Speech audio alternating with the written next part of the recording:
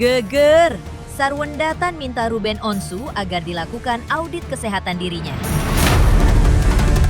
Permintaan menohok Sarwenda tersebut sebagai balasan telatnya atas rencana Ruben yang meminta Sarwenda agar dilakukan audit atas uang nafkah anak yang selama ini telah diserahkan Ruben kepada Sarwenda dengan jumlah 200 hingga 260 juta per bulan. Pihak Sarwenda juga mengungkap alasan di balik permintaan audit kesehatan tersebut kepada Ruben. Bahkan pihaknya merujuk pada Undang-Undang Perlindungan Anak sebagai pembenar. Lantas, seperti apa pihak Ruben Onsu menanggapi permintaan pihak Sarwenda tersebut? Seperti apa pula harapan dan derita Ruben Onsu di ulang tahunnya ke-43 baru-baru ini tanpa dihadiri kedua putrinya? Pemirsa, bersama Intens Investigasi, kami hadirkan kabar terkini, terpercaya, dan teraktual. Tetapi sebelumnya, jangan lupa untuk like, subscribe, dan juga share channel YouTube ini.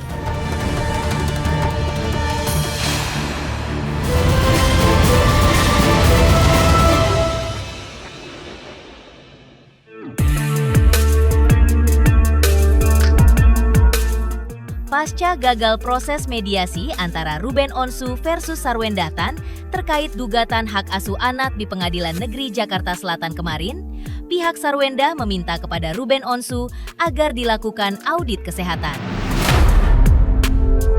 Permintaan audit kesehatan kepada Ruben tersebut disampaikan pihak Sarwenda sebagai balasan atas rencana pihak Ruben Onsu sebelumnya yang meminta Sarwenda agar dilakukan audit nafkah yang telah diberikan Ruben Onsu selama ini.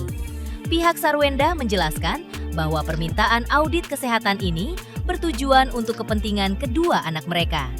Pihak Sarwenda merujuk pada Undang-Undang Perlindungan Anak, di mana sebagai orang tua berhak secara hukum untuk menjaga anak-anak dari kondisi kesehatan yang kurang baik bagi mereka. Dibaca saja pasalnya sehingga apa yang sudah disepakati tentunya dengan situasi yang sudah ada, dengan kondisi-kondisi yang sudah ada, klien kami sebagai orang tua berhak secara undang-undang untuk menjaga anak dari hal-hal yang tadi saya sampaikan. Kita sudah paham lah ya bahwa ada isu yang sudah beredar, saya tidak mau menyampaikan apa, tetapi sekali lagi fokusnya adalah kepentingan anak ya. Bukan kepentingan klien kami, bukan kepentingan klien Bang Minola, tapi fungsinya kepentingan anak. Klien kami dalam chattingannya tidak pernah, sekali lagi ya, tidak pernah melarang menambah syarat-syarat yang berlebihan, tidak ya. Semua dilakukan untuk kepentingan anak ya. Kita turunkan ego kita, harusnya mau-mau saja gitu. Tapi kan ternyata tidak ada titik temu. Artinya ya dua-dua seharusnya bisa lebih menurunkan egonya ya. Kuasa hukum Sarwenda yaitu Kris Samsiwu juga menyatakan bahwa pihaknya tidak pernah memberikan syarat-syarat untuk Ruben Onsu bertemu dengan anak-anaknya di hari ulang tahunnya yang ke-43 baru-baru ini. Menurut Kris Samsiwu, yang ada hanyalah kewajiban dari orang tua untuk melindungi anak-anaknya dari hal-hal atau situasi kesehatan yang kurang baik. Bahkan dalam perayaan ulang tahun Ruben Onsu kemarin, Sarwenda tidak melarang untuk anak-anak bertemu dengan ayah mereka berdasarkan bukti chat yang diperlihatkan pula kepada awak media. Namun pihak Sarwenda dengan berat hati menyatakan pada momen ulang tahun Ruben Onsu, anak-anak tidak bisa hadir karena masih dalam proses mediasi di pengadilan. Apa tadi syarat ya? Syarat untuk bertemu dengan anak. Sebenarnya tidak ada syarat-syaratan ya. Yang ada adalah kewajiban dari orang tua untuk menjaga anak-anaknya dari apa? Dari hal-hal, dari situasi kesehatan yang baik, ya, hal-hal yang aman. Jadi klien kami dalam acara ulang tahun itu tidak pernah melarang. Bahkan kami bisa sampaikan chattingannya ya. Jadi saya bicaranya adalah berdasarkan chattingan saja ya. Ini sudah disampaikan chattingannya ya. Untuk acara besok sudah aku siapkan bekal dan baju ganti anak-anak. Ya, artinya sudah diizinkan anak-anak. Yang kedua, ayah boleh kok, dari tadi saya juga nanya lokasi dan jamnya supaya bisa diatur semua. Satu hal lagi ya, saya blok ya, saya sensor ya. Nah, penting buat sama-sama menjaga kesehatan anak-anak, jadi tenang dan nyaman melepas anak-anak. Semua sudah diiyakan, tetapi ada kewajiban orang tua untuk menjaga yang itu harus kita laksanakan. Ya. Nah, setelah itu ternyata belum bisa dilaksanakan ya. Dengan berat hati ya, memang pada saat kemarin tidak bisa hadir ya, karena memang ini masih dalam masa dengan mediator juga ya, harus bersama-sama. Jadi itu yang membuat tidak ada titik temu lagi. Prahara hukum antara Sarwenda dan Ruben Onsu kian memanas. Setelah pihak Sarwenda mengimbau kubu Ruben Onsu, khususnya kuasa hukum Ruben, yaitu Minola Sebayang, agar memperhatikan payung hukum yang lebih luas terkait aturan khususnya untuk perlindungan terhadap anak. Pihak Sarwenda menyoroti dasar hukum yang tertuang dalam Undang-Undang Perlindungan Anak, yakni Pasal 4 Ayat 1, Pasal 45BE, serta Pasal 46. Pasal tersebut secara gamblang menegaskan bahwa setiap orang tua memiliki kewajiban mutlak untuk menjaga keselamatan, kesehatan, serta kesejahteraan fisik maupun psikologis anak. Melalui penekanan landasan hukum tersebut, pihak Sarwenda ingin menegaskan bahwa segalanya diprioritaskan demi tumbuh kembang dan masa depan buah hati mereka. Diungkapkan, segala keputusan yang diambil selama proses hukum sama sekali bukan bertujuan demi kepentingan pribadi Sarwenda, melainkan murni demi memberikan rasa aman dan perlindungan maksimal serta jaminan terbaik bagi anak-anak mereka. Gini, Bang Minola kan, kuasa hukum mereka kan menyampaikan ya, bahwa secara Akta 39 sudah disampaikan kewajibannya ya. Tetapi Bang Minola juga harus bisa melihat ada aturan lain, yaitu aturan tentang Undang-Undang Perlindungan Anak ya. Undang-Undang Perlindungan Anak pasal berapa? Pasal 45 ayat 1, 45B dan pasal 46. Nanti teman-teman wartawan bisa baca ya, yang intinya dari pasal itu adalah kewajiban orang tua untuk melindungi kesehatan dan keselamatan anak. Ya, ntar dibaca saja 45 ayat 1, 45B ayat 1 dan 46 Undang-Undang Perlindungan Kesehatan ya. Terkait Undang-Undang Perlindungan Kesehatan nomor 35 tahun 2004 kalau nggak salah, Undang-Undang Perlindungan Anak ya, Undang-Undang Perlindungan Anak.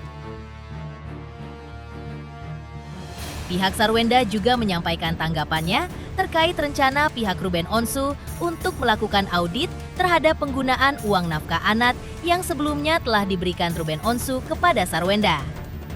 Rencana audit tersebut sempat digulirkan pihak Ruben Onsu agar adanya transparansi penggunaan keuangan pasca perceraian.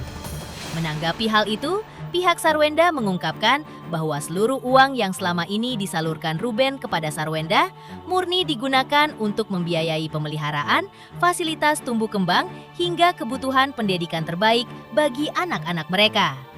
Tanpa rasa ragu, pihak Sarwenda menyatakan kesiapan penuh untuk membuka transparansi pencatatan keuangan dan mempertanggungjawabkan seluruh penggunaan uang nafkah anak jika diperlukan secara resmi. Saya mau luruskan ya, terkait yang dimaksud Bang Minola itu menurut Akta 39 adalah yang sudah pernah dibayarkan oleh klien Bang Minola, itu adalah biaya pemeliharaan dan pendidikan anak. Itu bunyi pasalnya ya. Jadi pemeliharaan dan pendidikan anak ditanggung oleh kliennya Bang Minola. Jadi bukan nafkah, nafkah itu hanya satu item yang ada di situ. Jadi angka yang sebesar itu bukan hanya murni satu nafkah ya, tetapi adalah biaya pemeliharaan dan pendidikan ya. Kita siap untuk menyampaikan pertanggungjawaban pelaporan terhadap itu ya. Saya pastikan sekali lagi, kita siap menyampaikan pertanggungjawaban pelaporan terkait dengan biaya yang pernah diberikan. Tetapi harus dipahami, biaya itu bisa diserahkan pertama adalah ditalangi dulu oleh klien kami. Jadi sistemnya reimburse. Jadi biaya yang ada itu ditalangi dulu oleh klien kami, lalu setelah itu klien kami menagihkan dengan poin-poin ini, biaya ini untuk ini, biaya ini untuk ini, biaya ini untuk ini. Dibaca oleh pihak klien Bang Minola dan disetujui. Harusnya kalau dia tidak menyetujui, pada saat disampaikan sudah tidak akan dibayar. Misalnya ditagihkan 200 juta, yang setuju misalnya 100 juta. Ya sudah dibayarkan saja 100 juta. Artinya proses itu sudah ada persetujuan sebenarnya. Ya, tetapi lucu kalau sekarang mereka minta audit nafkah atau audit biaya pemeliharaan dan pendidikan. Tetapi klien kami tegaskan tidak berkeberatan itu dilakukan, klien kami nggak ada masalah karena semua buktinya ada. Di sisi lain, pihak Ruben Onsu ungkap adanya syarat dari Sarwenda jika dirinya hendak bertemu anak-anaknya. Lantas, syarat apa gerangan yang diberikan oleh Sarwenda Tan kepada Ruben Onsu menurut versi Ruben Onsu? Pemirsa, Intens Investigasi. Jangan lupa saksikan terus Intens Investigasi dan pastikan jangan lupa untuk like, subscribe, share, dan juga komen. Tim redaksi Intens Investigasi juga mengucapkan banyak terima kasih kepada semua subscribers. Hingga channel Intens Investigasi kini menuju 4 juta subscribers.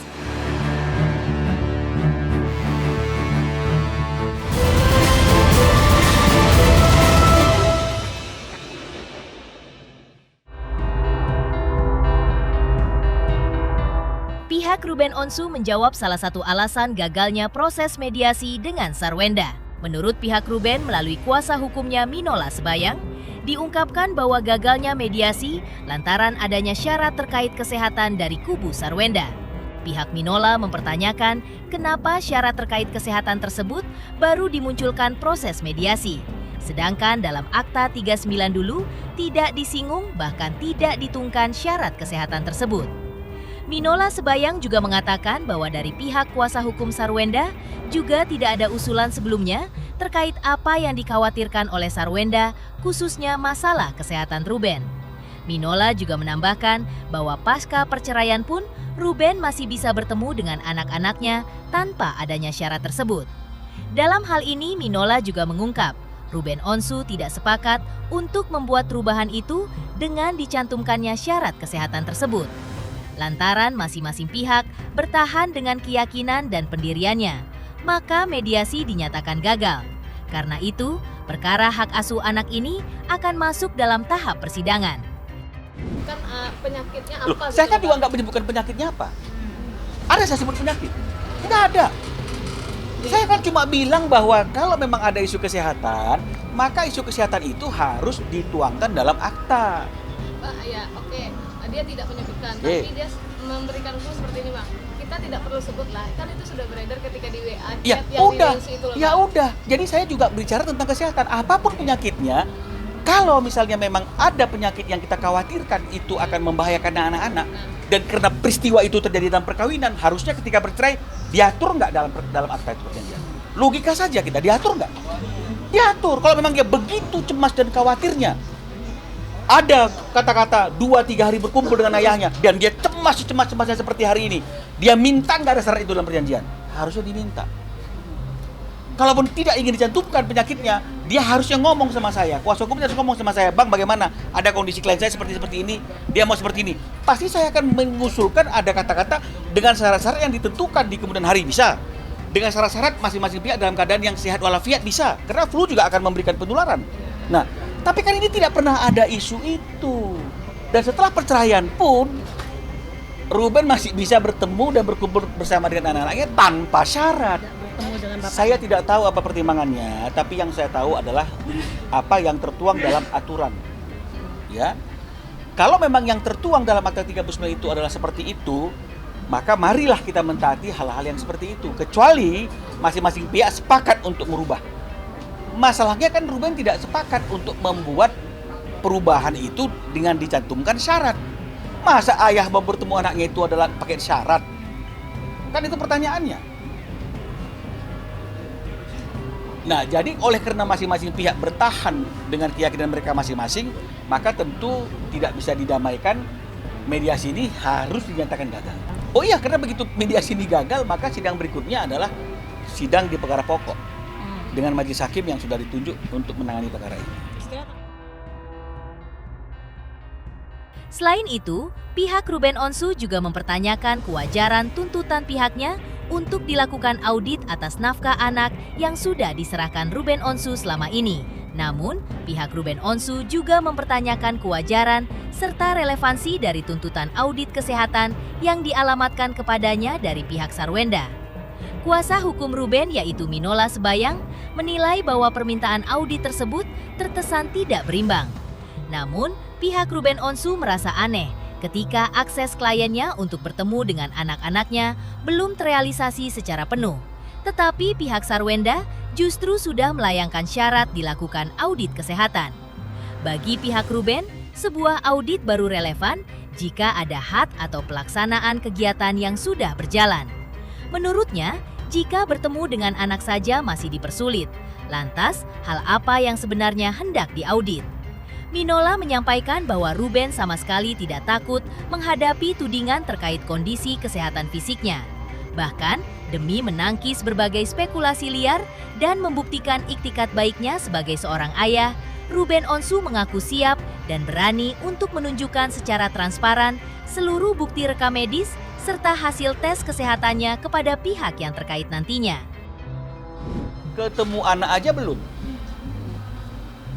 Betul tidak? Jadi jangan dicampur aduk gitu loh. Kalau masalah uang ini udah mereka nikmati belum? Sudah mereka terima belum? Jadi kalau sesuatu yang sudah mereka nikmati dan mereka terima, wajar nggak kita minta auditnya?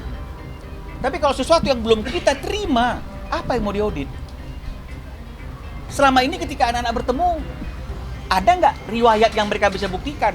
Anak-anaknya jadi sakit, jadi lemah kondisinya, ada nggak fakta itu? Nah, artinya kan kenapa tidak dilaksanakan dulu apa yang diatur dalam Akta 39, mempertemukan anak-anak ini dengan ayahnya, dan kemudian setelah itu kalau memang ada hal-hal yang dikhawatirkan, kemudian diminta dengan santun, lebih bijaksana, Ruben mungkin akan lebih terima. Jadi jangan dibilang, oh siap, tapi kami akan siap. Apa dia pikir kita takut nih untuk artinya itu menunjukkan hasil kesehatannya Ruben? Enggak takut, kita sudah buka ke publik. Apapun komentar publik, Ruben berani loh menunjukkan, ini hasil tes saya. Jadi nggak ada yang kita khawatirkan. Tapi kan nggak wajar kalau misalnya ketemu aja belum, dia sudah minta audit kesehatan. Sementara ini sudah bertahun-tahun dia nikmati. Di sisi lain, Ruben Onsu memaknai pertambahan usianya yang ke-43. Lantas, seperti apa doa dan harapan Ruben Onsu di hari ulang tahunnya baru-baru ini? Pemirsa Intens Investigasi, jangan lupa saksikan terus Intens Investigasi. Dan pastikan jangan lupa untuk like, subscribe, share, dan juga komen. Tim redaksi Intens Investigasi juga mengucapkan banyak terima kasih kepada semua subscribers hingga channel Intens Investigasi kini menuju 4 juta subscribers.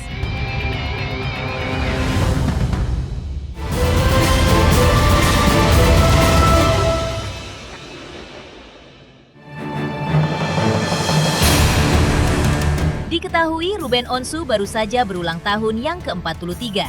Baginya, bertambahnya usia diharapkan agar kejadian yang terjadi di usia sebelumnya tidak terjadi lagi di usia yang baru sekarang ini.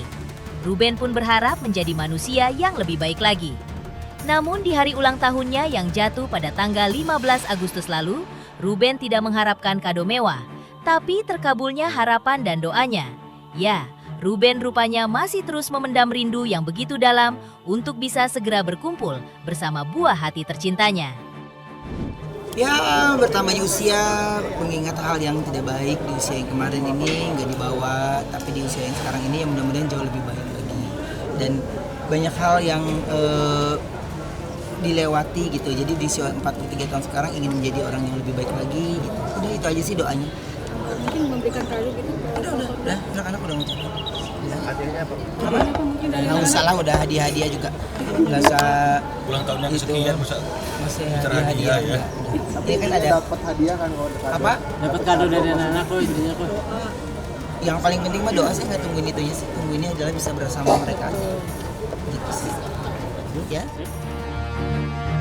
Pemirsa Intens Investigasi, jangan lupa saksikan terus Intens Investigasi.